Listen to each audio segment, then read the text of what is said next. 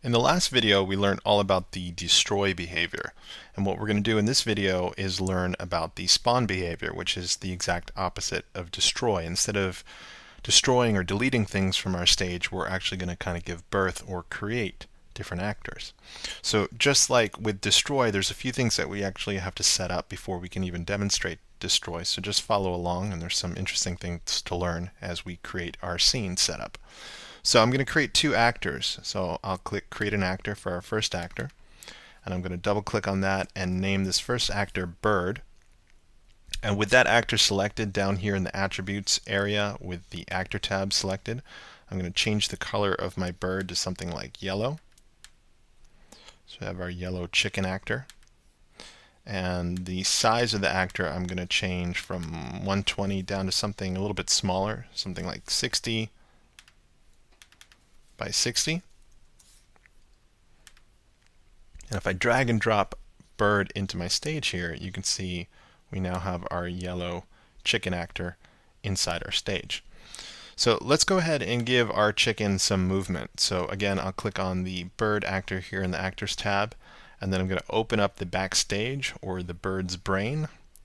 And then we want to go ahead and drag in a few behaviors. Now you notice that the way I've been adding behaviors so far has been always by clicking on this behaviors tab and then dragging behaviors in. Now as you become familiar with behaviors and you know their names, like so far we've been introduced to move, accelerate, rotate, change size, it might be easier for you to just go ahead and type those behaviors here in the box, which is a little bit faster. So I know I want the bird to move, so I'm going to click in this box here and just hit the letter M, and you can see all behaviors that start with M show up, so I'll just click move. Great. So I'm going to click in this little box again, and I also want my bird to rotate, so I'm going to click R, and then you can choose rotate from this list as well. So you see how quickly I added move and rotate behavior to my bird instead of having to click on the behaviors tab. So you can do it both ways. As you're learning, it's good to go into the behaviors tab because you don't even know what behaviors are available to you.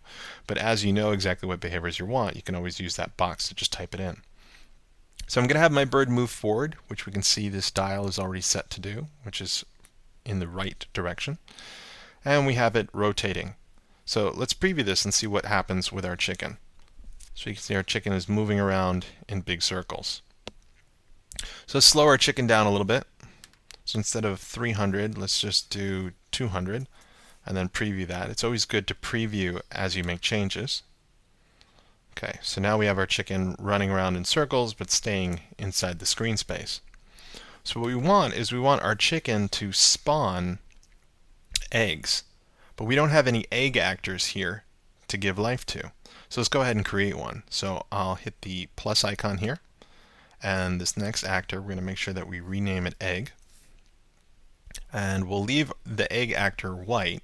But again, down here in the attributes with the actor tab selected, we'll just change the size. So I'm going to change the size to something like 20 by 30. And we don't actually need to drag the egg actor into our scene right now because again we're going to be using the spawn behavior, so we want the chicken to kind of give birth to those eggs. So let's go back to our bird actor, and what I want to do before I move on is show you how to kind of clean things up, because as we move along we're going to be adding more and more behaviors to our actor's brains, and this area down here can become quite cluttered. So you notice that there's an icon here that says group. I'm going to click that group icon. And it added this group area down here, which I'm just going to drag to the top. And I'm going to drag move into group. And I'm also going to drag rotate and drop it into group as well. Be careful when you're dragging and dropping rules and behaviors around because you can sometimes drag and drop them into the wrong one, as you might see in the future. But this is pretty easy. We created a group and we just added move and rotate. I can also click on this word right here where it says group, and I'm just going to call this group movement.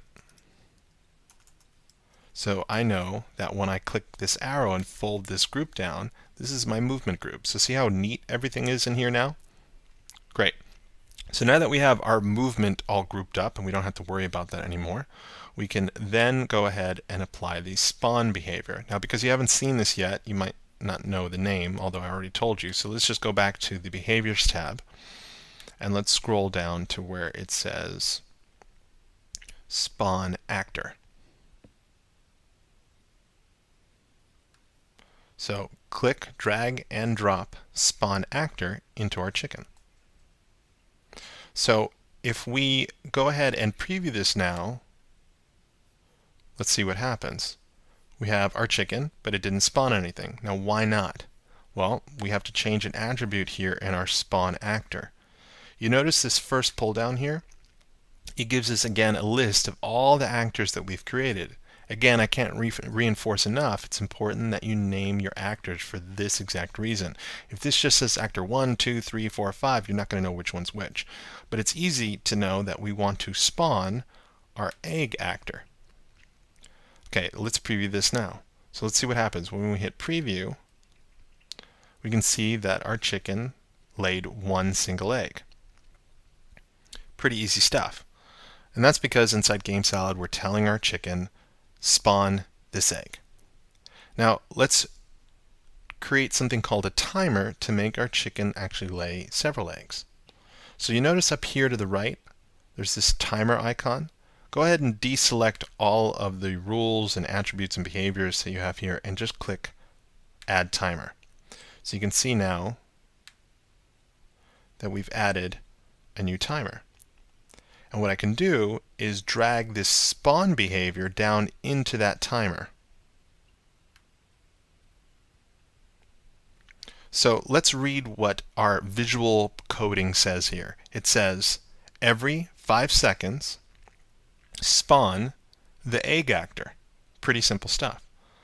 But I want my chicken to lay eggs faster than that, so I'll just do every 1 second, spawn the egg actor. So let's preview and see what happens now. So we have one egg, another egg, another egg, another egg, and our chicken keeps laying eggs. Now our chicken is actually laying eggs exactly on top of the other eggs, so it kind of doesn't look like it's laying any more eggs. So let's back up and let's say, how about every 0.8 seconds, you can also do decimal points, spawn an egg. So let's hit preview again.